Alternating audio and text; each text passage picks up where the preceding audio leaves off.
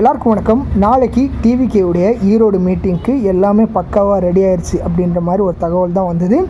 விஜய் பேச போகிற அந்த பிரச்சார வேன் அதுவும் இன்றைக்கி சென்னையிலேருந்து நேராக ஈரோடுக்கு போயிடுச்சு. அண்ட் முக்கிய நிர்வாகிகள் ஏற்கனவே புஷி ஆனந்தாக இருக்கட்டும், இல்லை செங்கோட்டையனாக இருக்கட்டும், ஸோ எல்லாருமே அங்கே தான் இருக்கிறாங்க. அண்ட் இன்னும் நிறைய பேர், ஸோ அவங்க எல்லாருமே ஆல்ரெடி ஈரோடுக்கு போயிட்டாங்க. நாளைக்கு விஜய் மட்டும்தான் வர வேண்டிய பேலன்ஸ் அப்படின்ற மாதிரி சொல்கிறாங்க.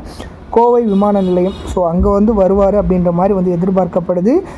பாதுகாப்பு காரணங்களுக்காக அந்த வெளியே சொல்லலை.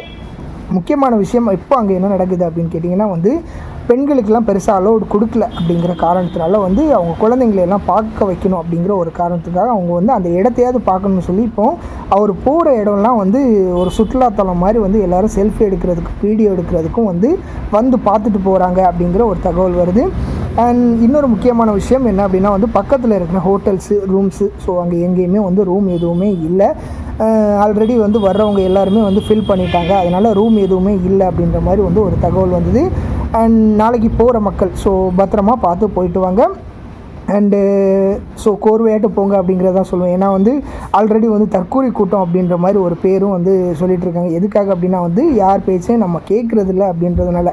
அதனால் கோர்வையாக போயிட்டு கோர்வையாக வாங்க அப்படிங்கிறத இந்த விஷயத்தில் நான் சொல்லிக்கிறேன். மற்ற கட்சிகள் சொல்லிக்கொள்ளும்படி இந்த ஒரு கேம்பெயின் இருக்கக்கூடாது அப்படின்றதுக்காக. அண்டு அடுத்த வீடியோவில் சந்திக்கிறேன். தேங்க்யூ.